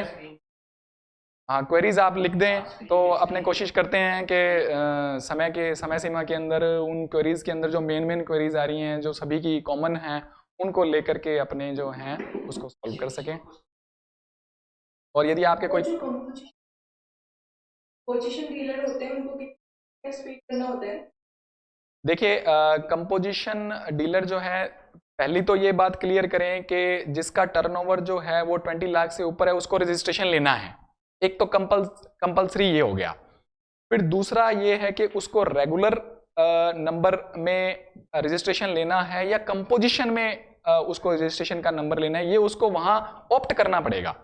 यदि वो ऑप्ट कर लेता है कि उसको कंपोजिशन स्कीम में जाना है, तो उसको जो उसका टोटल टर्नओवर है, लेकिन वो टर्नओवर 1.5 करोड़ से ऊपर नहीं होना चाहिए, उसकी अपर लिमिट भी रखी हुई है, यानी कि 20 लाख से लेकर के और 1.5 करोड़ के बीच सीमा के अंदर उसका टर्नओवर होना चाहिए। उस टर्नओवर का उसको 1% जो है वो टोटल टैक्स के रूप में डिपॉजिट करवाना है। मान लीजिए उसका पूरे साल का, वैसे तो ये क्वार्टर बेस्ड है, यानी कि एक क्वार्टर के अंदर उसका 25 लाख का मान लीजिए टर्नओवर है, तो उसको 1% जमा करवाना है ना। और यदि उसका साल का टर्नओवर 1 करोड़ का है तो 1 करोड़ का 1% कितना हो गया, 1 लाख। तो उसको पूरे साल में 1 लाख जीएसटी डिपॉजिट कराना है। लेकिन आप ये बात याद रखें कि उस 1 लाख के 2 हिस्से हो जाएंगे, 50,000 तो एसजीएसटी के रूप में और 50,000 सीजीएसटी के, क्योंकि 50% जो है वो स्टेट का हिस्सा होता है रेवेन्यू में और 50% जो है वो सेंटर का हिस्सा होता है। सर जीएसटी और वैट में कंपेयर किया जाए तो कौन सा मतलब बेटर है? देखिए आप तो, मैंने आपको अपने अभी जो गाइडेंस दी थी उसमें एक चीज कही थी कि सरकार की नीतियों का आपने कभी विरोध करना ही नहीं है ना। तो मान करके चलिए जो भी परिवर्तन हो रहा है वो अच्छे के लिए हो रहा है। और इसमें एज ए जीएसटी ऑफिशियल की मैं बात करूं तो वास्तव में चोरियां बहुत कम हो रही हैं। सिस्टम मैंने आपको बिल्कुल विस्तार से हर चीज बताई है कि आप खुद लेमैन, अगर आप लेमैन के रूप में भी देखेंगे तो आपको कितने बड़े बेनिफिट्स हैं जीएसटी में, है ना। तो ऑब्वियसली है, बट ऑब्वियस है कि जीएसटी बेटर है। अच्छा, एक चीज मैं आपको और क्लियर कर दूं, आपने क्वेश्चन अच्छा पूछा है। देखिए वैट जो है वो भी वैल्यू एडिड टैक्स है और जीएसटी भी वैल्यू एडिड टैक्स ही है।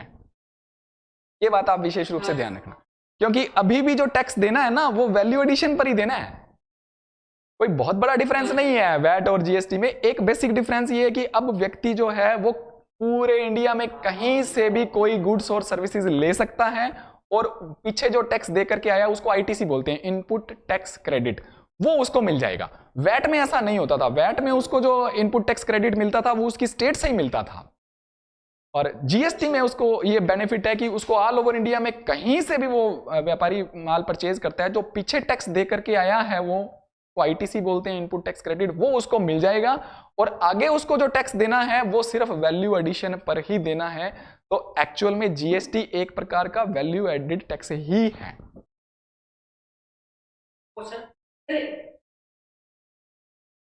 तो एक क्वेश्चन मेरा था कि अभी जैसे एमनेस्टी स्कीम आई है तो उसमें बहुत ज्यादा मतलब जैसे पेनल्टीज और ये सब माफ हो गए हैं, तो सरकार को लॉस नहीं हुआ है क्या सर? इससे काफी लॉस नहीं हुआ क्या सरकार को?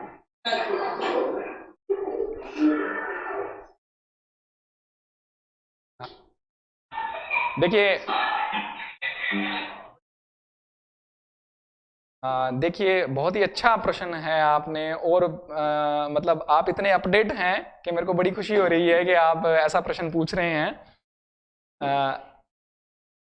देखिए ऐसा है कि ये जितनी भी डिमांड्स पड़ी थी ये सभी के सभी जो है वैट रेजीम की हैं, यानी कि जीएसटी से पहले का जो रेजीम था वैट, ये 2017 से ज्यादातर डिमांड्स की बात कर रहा हूं, ज्यादातर डिमांड्स जो हैं ये 2017 से पहले की हैं। उनके फैसले अब हुए हैं, वो उसमें शामिल है, पर हैं वो सारे वैट के। तो रेजीम जो है वो वैट अब समाप्त हो चुकी है। सरकार ये चाहती है कि जो उसकी बची हुई रेवेन्यू है, देखिए इसमें टैक्स के अंदर कहीं भी कोई छूट नहीं दी गई है। आप यदि एमनेस्टी स्कीम की स्टडी करेंगे, थोड़ा सा पढ़ेंगे तो आपको पता लगेगा कि टैक्स तो 100% आ रहा है, लेकिन पेनल्टी जो है वो 25%, जहां कर चोरी की मतलब केसेस बने हुए हैं वहां 25% पेनल्टी है, और बाकी 75% पेनल्टी उनको व्यापारियों को माफ की हुई है और ब्याज सारा ही माफ किया हुआ है। तो मैं समझता हूं कि बहुत ही अच्छी स्कीम है। सरकार को इससे बहुत बड़ा रेवेन्यू आएगा और व्यापारी जो हैं वो अपने पुराने मामले जो हैं इसको निपटा पाएंगे। कोई कोर्ट केसेस चल रहे हैं, कोई अपील चल रही है, तो वो भी इसको खत्म कर लेंगे, तो कहीं ना कहीं से उनको भी रिलीफ मिलेगा और सरकार को जो है बहुत बड़ा रेवेन्यू आ जाएगा, और जो टैक्स सरकार का रुका हुआ था वो आ जाएगा।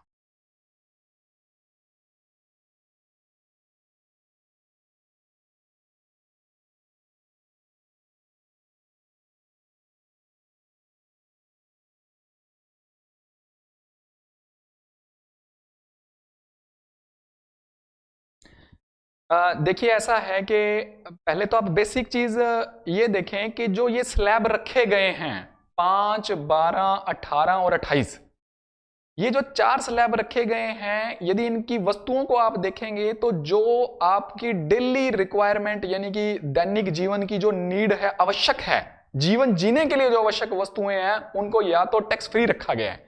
जैसे आप कहें कि अनब्रांडेड जो दाल है, चावल है, दही है, दूध है, दालें हैं, इन सब वस्तुओं को जो है वो टैक्स फ्री रखा गया है, क्योंकि ये आम आदमी के लिए जीवन जीने के लिए आवश्यक है। 5% में फिर इन्हीं चीजों को जो ब्रांडेड हैं, मान लीजिए आटा है, आशीर्वाद आटा आप लेते हैं, दाल चावल लेते हैं, तो ये दैनिक उपभोग की, लेकिन क्या है, बेसिक नीड की है, दैनिक जीवन की जरूरतों की है, तो इनको 5% में रखा है। और जो लग्जूरियस आइटम है उनको उन्होंने 28 में रखा है। मान लीजिए एसी है ना, एयर कंडीशनर्स हैं, या आपके मोटर व्हीकल्स हैं, गाड़ियां हैं बड़ी बड़ी, उनको सब 28% में रखा हुआ है। या आपकी सिन गुड्स हैं, सिन गुड्स से मतलब टोबैको प्रोडक्ट्स हो गए, पान मसाला हो गया, इनको 28% में रखा है और इसके ऊपर सेस भी लगा हुआ है, तो इन सबको 28 में रखा है। तो देखिए, अगर आपसे ऐसा क्वेश्चन पूछा जाता है तो आप ये बेसिक चीज को ध्यान में रख के आंसर दें कि सर 2 कैटेगरी आपको बनानी है, तो 5 और 12 के बीच की आप रखें, है ना। 5 और 12 के बीच में या तो 9% बनता है या 10% बनता है, तो जहां भी आप देख लें कि बर्डन भी नहीं हो, आम जनता के ऊपर कोई तरह की बर्डन भी नहीं पड़े, और जो है ना सरकार का रेवेन्यू लॉस भी नहीं हो, दोनों बातों का ध्यान रखना पड़ेगा आपको। तो बीच का रास्ता रखना पड़ेगा आपको, और फिर आपको ये देखना पड़ेगा कि 5% की जो वस्तुएं हैं उनसे जो आपका टैक्स आ रहा है वो कितने, मतलब टोटल टैक्स का कितने % आ रहा है, और 12 में देखें आप टोटल टैक्स का कितने % आ रहा है, तो उसके बीच में आप कहीं इसको सेट कर सकते हैं। और इसी तरह से दूसरा स्लैब आपको बनाना है, तो ऑब्वियसली आप 18 और 28 के बीच में बनाएंगे, तो 18 और 28 के बीच में यदि आप बनाते हैं तो 23 या 24% आप उसको रखेंगे। तो उसके लिए भी वही कैलकुलेशन करनी पड़ेगी कि आम आदमी को इससे परेशानी नहीं हो, और जो है सरकार का रेवेन्यू।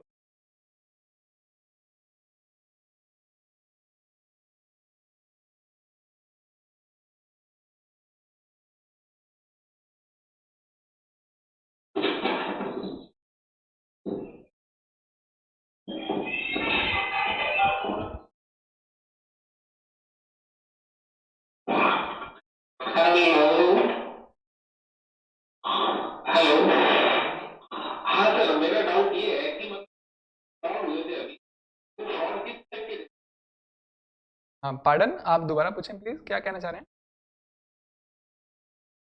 फ्रॉड हुआ था तो जीएसटी की रेट मार कुछ फ्रॉड, और जो बंदा किसी पता उसके नाम हाँ जी, ये बड़ी ही कॉमन बात है, और एज ए गवर्नमेंट ऑफिशियल आपको इस चीज़ों का पता होना चाहिए। देखिए ऐसा है कि कुछ लोग क्या करते हैं कि जो गरीब व्यक्ति हैं, मान लीजिए कोई खेतीहर मजदूर है या कोई ऑटो रिक्शा चालक है या इस तरह का कोई व्यक्ति है जिनको जानकारी नहीं है, उनसे कुछ लोग जो हैं वो उनके आधार और पैन लेकर के उनके नाम से जो है फर्जी फर्में बना लेते हैं। उनको थोड़ा सा लालच दे देते हैं कि भाई आपको 5,000 रुपये देंगे या 1,000 रुपये महीना देंगे, इस तरह का कोई लालच दे देते हैं कि भाई हम आपके नाम की एक फर्म खोल रहे हैं, अब आपको कुछ नहीं करना, आपको तो केवल साइन करने हैं, और आपको ना 1,000 या 2,000 रुपये महीना दे देंगे, और उसके नाम पे फर्जी फर्में खोल लेते हैं। और फिर क्या करते हैं, ये जो मैंने अभी आपको एक कंसेप्ट बताया आईटीसी का, इनपुट टैक्स क्रेडिट, तो ये लोग क्या करते हैं कि खाली बिल जो है ना दूसरों से, दूसरी फर्मों से ले लेते हैं, और अपने पास इनपुट टैक्स क्रेडिट जो कि टैक्स का एक रूप है या कहीं रेवेन्यू ही है, वो अपने पास इकट्ठा कर लेते हैं, और फिर केवल बिल जारी करते हैं, बिल जारी कर देते हैं, और उसका सेट ऑफ जो है सामने वालों को मिलता है। मैंने आपको कहा कि जो भी आप सामान लेकर के आए हैं तो उसके साथ आप पीछे टैक्स भी दे करके आए हैं, तो ये क्या करते हैं, सामान तो परचेज करते नहीं है, केवल पीछे से बिल ले लेते हैं, यानी टैक्स आपने ले लिया, सामान तो लिया नहीं। तो इस तरह से ये क्या करते हैं, आगे ये आईटीसी पास कर देते हैं, किसी और व्यापारी को दे देते हैं, और वो बिल जो है वो बेच देते हैं, और एक्चुअल में ये कोई भी फर्म एग्जिस्ट नहीं करती है। इस चीज को रोकने के लिए अभी सरकार जो क्या कर रही है, इसके लिए कड़े प्रावधान करने की बात चल रही है। एक तो ये है कि जीएसटीएन के ऊपर जो भी नया रजिस्ट्रेशन नंबर लिया जाएगा वो आपके जो बायोमेट्रिक्स है उसके आधार पर होगा, यानी कि आपके जो आइरिस हैं, इसको स्कैन किया जाएगा, आपके फिंगरप्रिंट को स्कैन किया जाएगा, यानी कि जो यूनिक हैं। तो अभी इन तरह के फ्रॉड्स को रोकने के लिए इस तरह की बात चल रही है।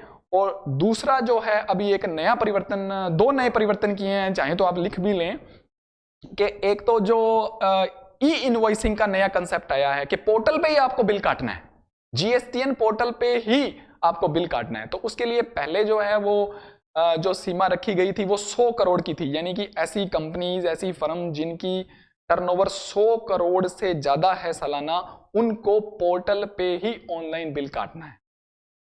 लेकिन अब ये समय सीमा जो है 1 तारीख से, इसी 1 मार्च से ये समय सीमा 50 करोड़ की कर दी गई है।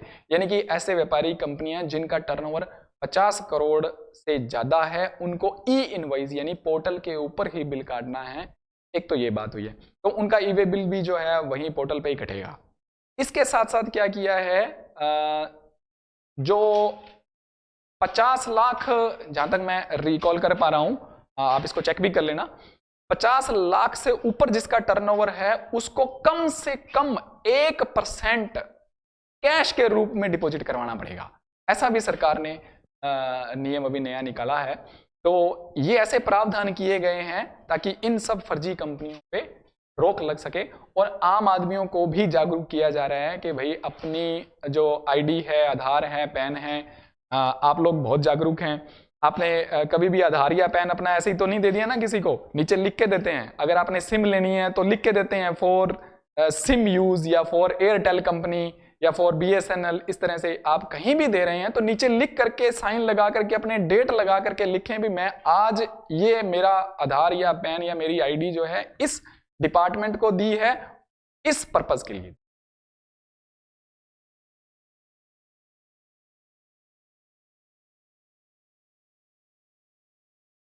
हाँ जी,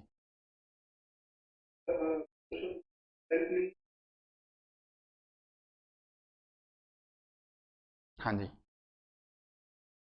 क्या कोई है?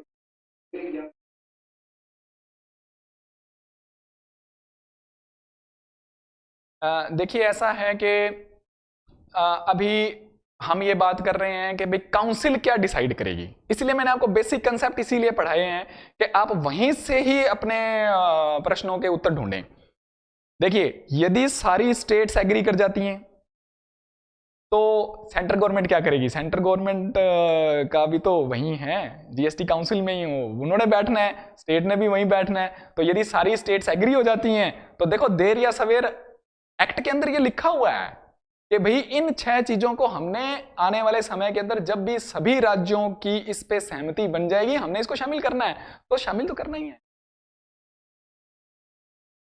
तो ये तो वेलकम है।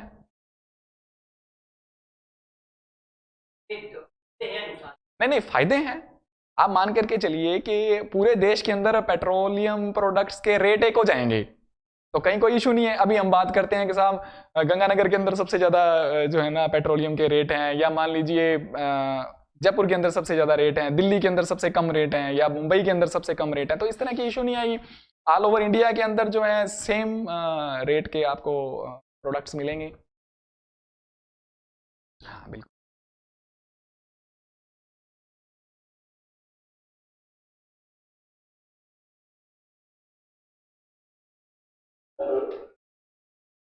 अभी तो आपने बात बोली कि गंगानगर में पेट्रोल की रेट सबसे ज्यादा है, तो सर मेरा ये डाउट था कि हरियाणा और राजस्थान सरकार के अंदर अलग अलग रेट है, राजस्थान अकेले के अंदर जयपुर में अलग रेट है, गंगानगर में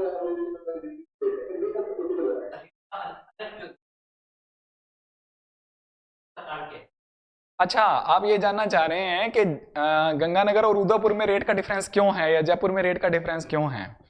देखिए ऐसा है कि ये रेट का जो बेसिक थोड़ा बहुत डिफरेंस है ये टैक्स रेट के कारण नहीं है, ये उसकी कन्वेंस चार्जेस के कारण है। क्योंकि डिपो जो है वो पूरे राजस्थान का जयपुर में है, जयपुर में 4 कंपनियां हैं, ठीक है। वो 4 कंपनियां सप्लाई जो है पूरे राजस्थान को देती हैं, जयपुर से देती हैं। तो जयपुर से जितना ज्यादा डिस्टेंस होगा उतनी ही उसके चार्जेस ज्यादा एक्स्ट्रा लगेंगे, कि उसको भाड़ा लगेगा ना ज्यादा दूर तक ले जाने के लिए। अब गंगानगर तो सबसे लास्ट में है, या उदयपुर भी काफी दूरी पे है, तो उसके टैंकर को वहां तक जाने का भाड़ा ज़्यादा देना पड़ता है, तो उस रेशो के अंदर वो 1-2 रुपए का डिफरेंस आ जाता है।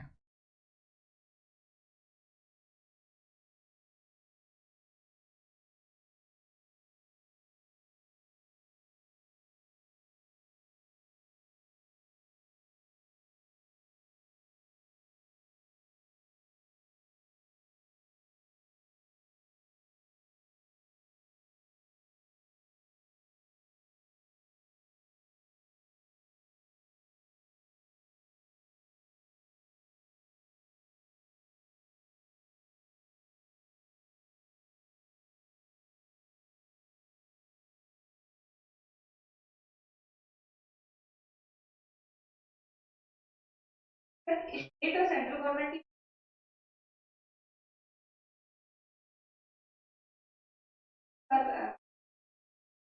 क्वेश्चन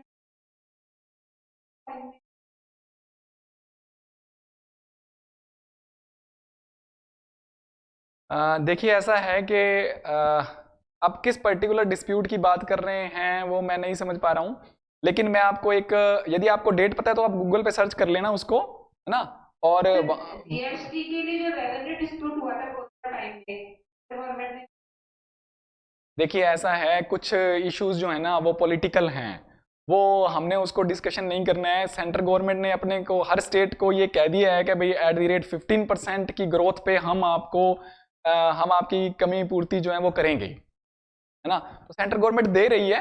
हाँ, ये ऐसा हो सकता है कि भाई उसके पास कलेक्शन नहीं है तो उसने थोड़ा बहुत डिले कर दिया हो, तो ये पॉलिटिकल इश्यूज हो सकते हैं, अपने को ऐसे उसमें नहीं पड़ना है विवाद में।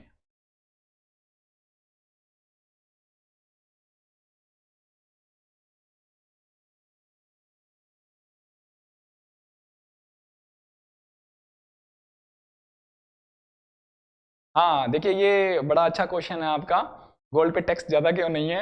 अब आप छोटा सा एक कॉमन सेंस लगाएं कि गोल्ड यदि आपने 10 ग्राम खरीदना है तो वो कितने का है? 50,000 का, ठीक है। 50,000 पे 3% टैक्स है, तो कैलकुलेट करें कितना टैक्स हो गया, है ना। और आपको जान करके शायद हैरानी होगी कि अपनी जो ये जो कह लें कि अपनी जो मुद्रा है, या ये कह लें अपने पास जो डॉलर हैं, उन उसका सबसे बड़ा खर्च जो है वो गोल्ड के इंपोर्ट पे और पेट्रोलियम प्रोडक्ट के इंपोर्ट पे ही खर्च होता है ना। इसलिए क्या है, क्योंकि कॉस्टली ज़्यादा है इसलिए टैक्स रेट कम रखा हुआ है। और आम आदमी की देखो कहीं ना कहीं नीड तो है ही ये, है ना। और क्योंकि इसका अमाउंट बहुत ज़्यादा हो जाता है तो इसलिए इसको 3% पे रखा हुआ। वैसे भी क्या है, जो इस तरह के क्वेश्चन हैं वो जनरली आप लोगों से नहीं पूछेंगे, और पूछते हैं तो आप ये कहें भी काउंसिल ने डिसाइड किया है, सारी स्टेट्स ने मिलकर के, सारे मिनिस्टर्स ने मिलकर के इस चीज को डिसाइड किया है। तो कहीं ना कहीं से जो भी डिसाइड किया है, मान लो इतने 28 अपनी स्टेट्स हैं, यूनियन मिनिस्टर हैं, उन सब ने बैठ के कोई चीज डिसाइड की है तो उसके ऊपर पहले बहुत मंथन हो चुका। सारी संस्थाओं ने, एक्चुअली एक चीज और बताता हूं आपको इंटरेस्टिंग, जितनी भी ये कमोडिटीज हैं, सब कमोडिटीज के जितने भी इंस्टीट्यूशंस हैं बड़े बड़े, उनसे पहले इनसे सजेशन मांगे गए थे कि इन कमोडिटीज को किस टैक्स रेट में रखा जाए, और उसके बाद ये डिसाइड किया गया था कि इस चीज को इस टैक्स में रेट में रखना है, इस चीज को इस टैक्स की रेंज में रखना है, इसको इसमें रखना है।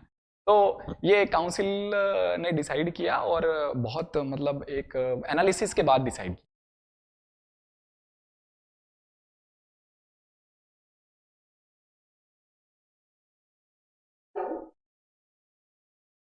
हाँ जी, आप बोलें प्लीज।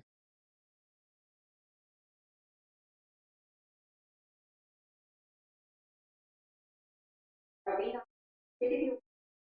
मैं कहीं जानना चाहूंगी कि question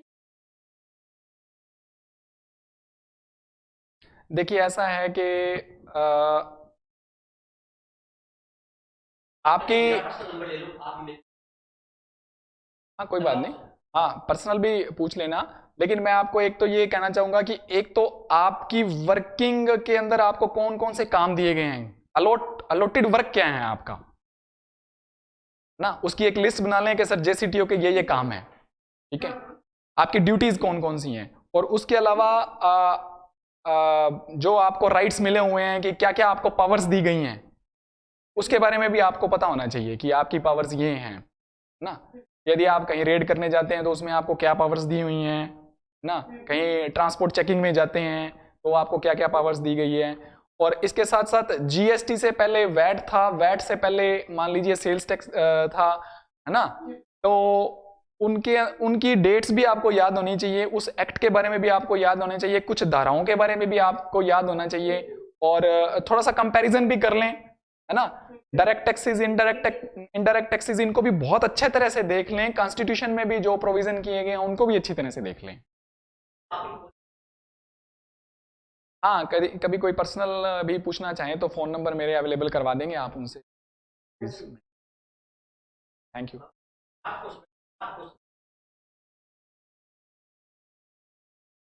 good evening sir. Very good evening.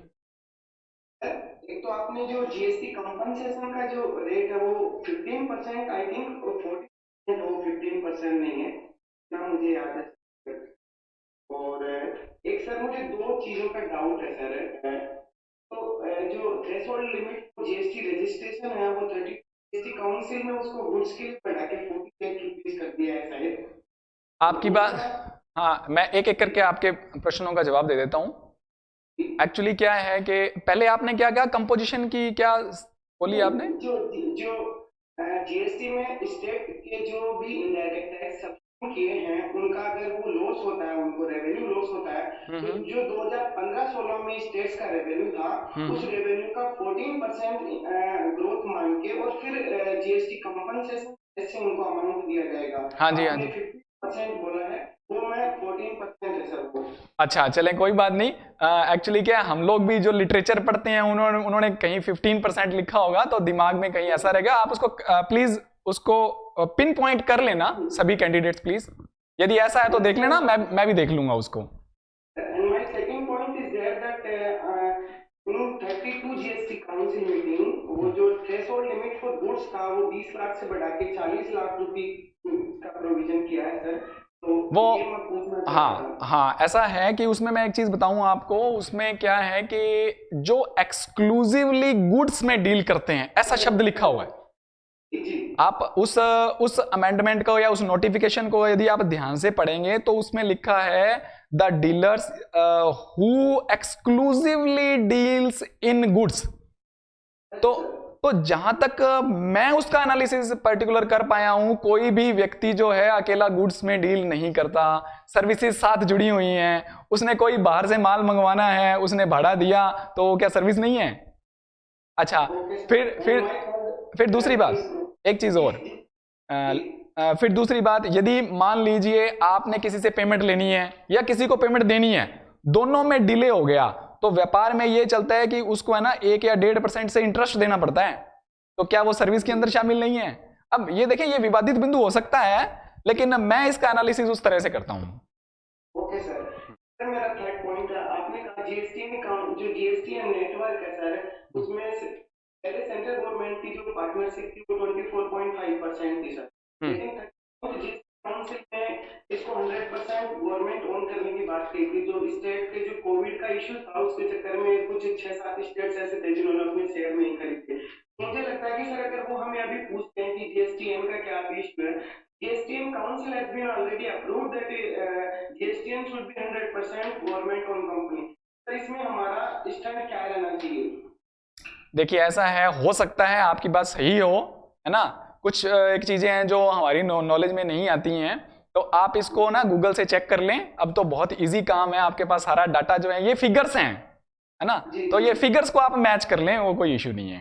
Okay sir, my last question, thank you sir. And जो अभी प्रियंका मैम पूछ रही थी कि जो जीएसटी कंपनसेशन सेस का जो ओरिजिनल इशू हुआ था, क्योंकि अभी रिसेंट में जो नेचुरल कैलेमिटी कोविड के चक्कर में हुई and huge revenue loss states और सेंटर्स को हुआ था टैक्स में, तो उन्होंने मैम का क्वेश्चन था कि जो जीएसटी कंपनसेशन सेस के लिए जो दो ऑप्शंस ओके काउंसिल मीटिंग में एफएम ने जो सुझाए थे, उस बाद में अभी क्या है, क्योंकि कंपनसेशन ये था कि 97,000 करोड़ रुपीज का one option and second 2.35 lakh crore rupees का प्रोविजन था, और सिंगल विंडो सिस्टम आरबीआई के थ्रू उनको देने की बात कही थी। तो मेरा क्वेश्चन है कि सर अभी हाल ही में उन दोनों ऑप्शंस में जज ने ऑप्शन 1 और ऑप्शन 2 ऑप्ट किया है, तो अगर दोनों में से किसी ने ऑप्ट नहीं किया तो उनका अभी क्या करंट सिचुएशन है सर, ये मुझे जानना था sir. I am also in the GST department, I am recently working in GST. Okay okay, thanks a lot sir, ये 1 घंटा सर मेरे लिए बहुत ही ज्यादा हेल्पफुल है। I am really thankful to you sir and sir also sir. Thank you thank you. देखिए ऐसा है कि इसको अपने जो है ना चेक कर लेंगे लेटेस्ट पोजीशन इसकी क्या है, क्योंकि मैं कोई भी गलत इन्फॉर्मेशन आप लोगों के साथ शेयर नहीं करना चाहता। तो क्योंकि आप डिपार्टमेंट के हैं तो हो सकता है आपसे ये क्वेश्चन वो जानना चाहें, है ना। तो इसको अपने जो है ना, मेरे फ़ोन नंबर यहाँ हैं, तो अपने जो है ना इसको डिस्कस कर लेंगे। Thank you sir, thanks you.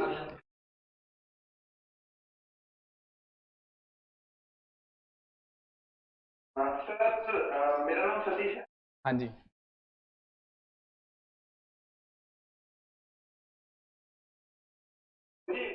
ये जानना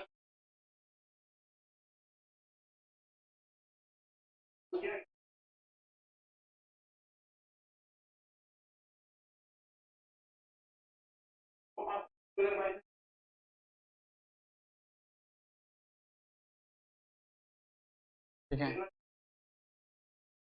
तो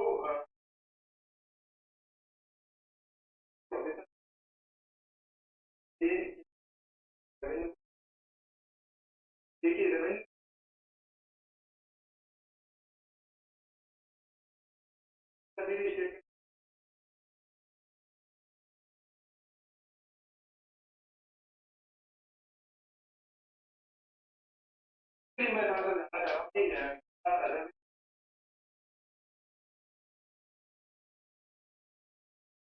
कि कंडीशन में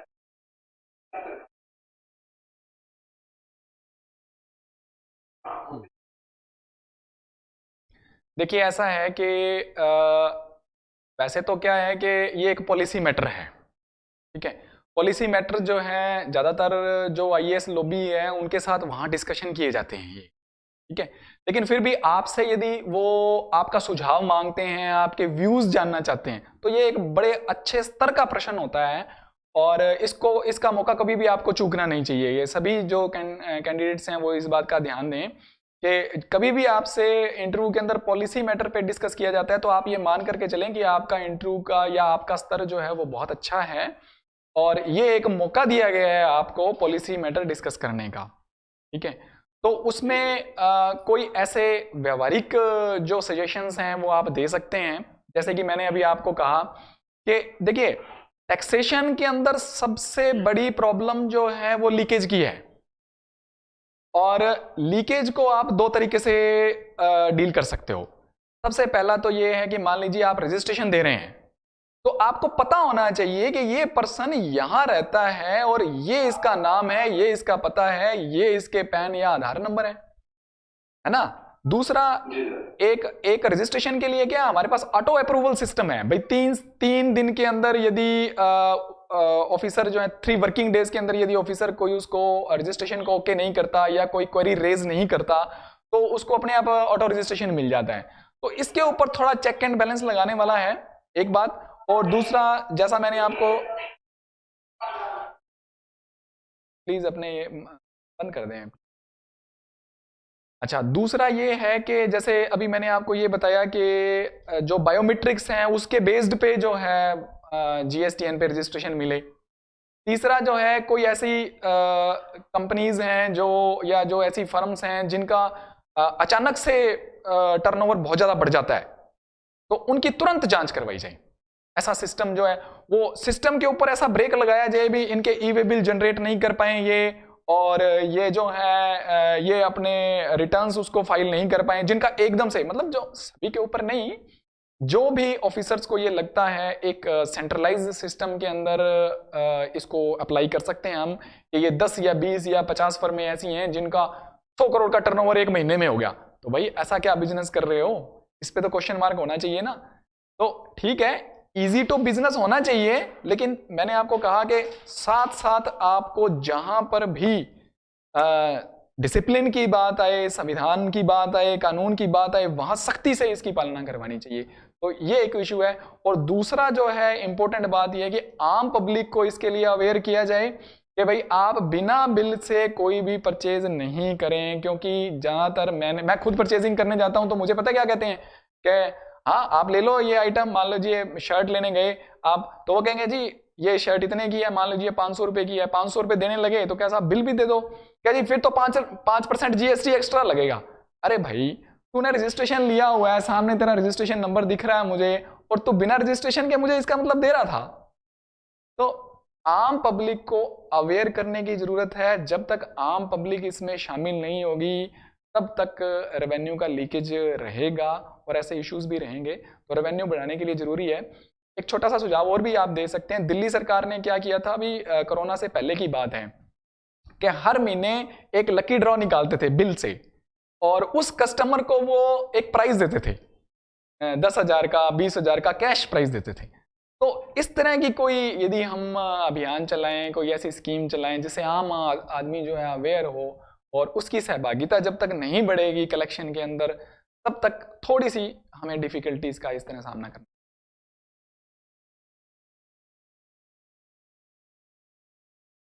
समय सीमा जो है वो अब हमें इस बात का इजाज़त नहीं दे रही है कि हम इस सेशन को और कंटिन्यूस रख पाएँ। तो मैं आप सभी का बहुत बहुत धन्यवाद ज्ञापित करता हूँ।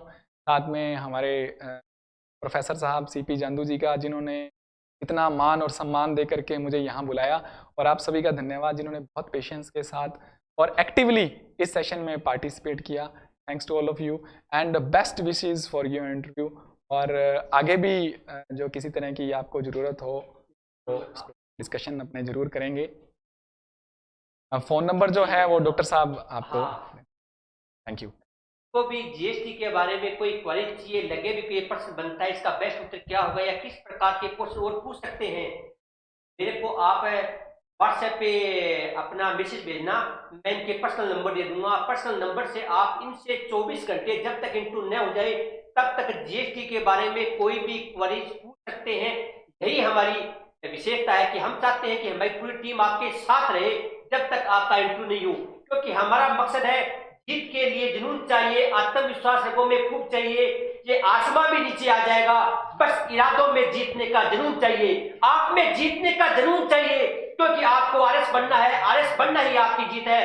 आप तैयारी कीजिए, कोई भी समस्या है, कोई भी बात हो, हमारी पूरी टीम आपके साथ है, एक परिवार की तरह। हम नहीं मानते हमको अधिकारी है।